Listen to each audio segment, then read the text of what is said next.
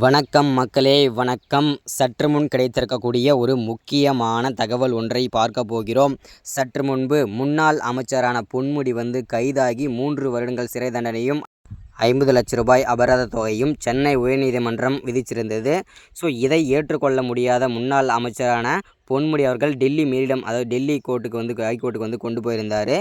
அங்கே பார்த்தீங்கன்னா பொன்முடி வழக்கில் திடீர்னு திருப்பம் ஏற்பட்டிருக்கு. நீதிபதி அவர்கள் பார்த்திங்கன்னா அதிரடியாக மாற்றம் செஞ்சுருக்காங்க. திடீர் திருப்பம் ஏற்பட்டிருக்கு. அந்த திடீர் திருப்பம் என்னவாக இருக்க போகிறது, இதற்கான முழு காரணம் யார் அப்படின்றத பற்றி தான் இந்த ஒரு காணொலியில் தெளிவாகவும் துல்லியமாகவும் நம்ம பார்க்க போகிறோம் மக்களே.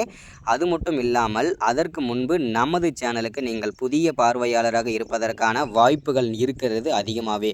அதனால் முடிஞ்ச அளவுக்கு மறக்காமல் நமது அரசியல் நியூஸ் சேனலை சப்ஸ்கிரைப் பண்ண மறந்துடாதீங்க.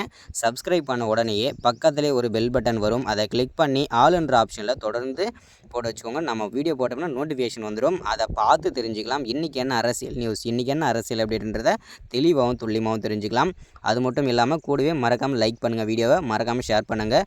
ஓகே, வாங்க வீடியோக்குள்ளே போகலாம்.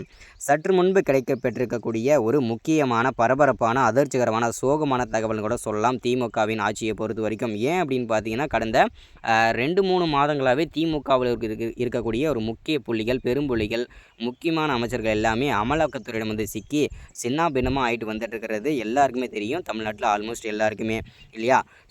அந்த வரிசையில் தான் முன்னாள் அமைச்சராக இருந்த பொன்முடி அவர்களுக்கு பார்த்தீங்கன்னாக்கா, அவர் பார்த்தீங்கன்னா வருமானத்திற்கு அதிகமான சொத்துக்களை சேர்த்த குற்றத்திற்காகவும், தவறான முறையில் பண பரிவர்த்தனை செய்த குற்றத்திற்காகவும் அமைச்சர் பொன்முடியும் அவரது மனைவியுமான விசாலாட்சியும் அமலாக்கத்துறை அதிரடியாக கைது செஞ்சு சென்னை உயர்நீதிமன்றத்தில் ஆஜர்படுத்தியிருந்தாங்க. ஆஜர்படுத்தியதில் பார்த்தீங்கன்னா, சென்னை உயர்நீதிமன்றம் அவருக்கும் அவரது மனைவிக்கும் 3 ஆண்டுகள் சிறை தண்டனையும் 50 லட்ச ரூபாய் அபராத தொகையும் விதிச்சிருந்தாங்க.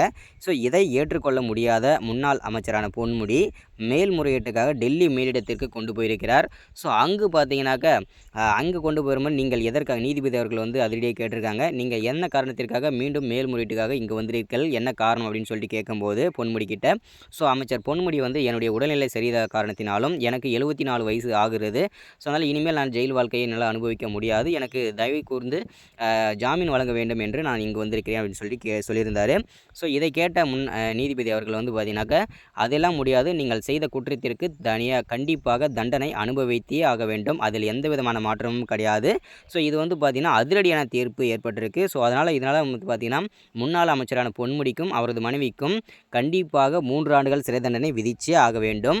அது மட்டும் இல்லாமல் அவங்களுக்கு 50 லட்ச ரூபாய் அபராத தொகை இல்லையா, கண்டிப்பாக அந்த 1 மாதத்திற்குள் கட்டியே ஆக வேண்டும் என்று டெல்லி மேலிடமும் பார்த்தீங்கன்னா ஹைகோர்ட்டும் திடீர்னு தீர்ப்பம் ஏற்பட்டிருக்கு. நீதிபதி அவர்கள் அதிரடி தீர்ப்பு கொடுத்துட்டாங்க. இதனால் முன்னாள் அமைச்சரான பொன்முடி பார்த்தீங்கன்னா நீதிபதியே அடிக்க பாய்ந்திருக்கிறார். இது பெரும் பரபரப்பை ஏற்படுத்தியிருக்கு. தொடர்ச்சி அடுத்த வீடியோவில் பார்க்கலாம். தேங்க்யூ.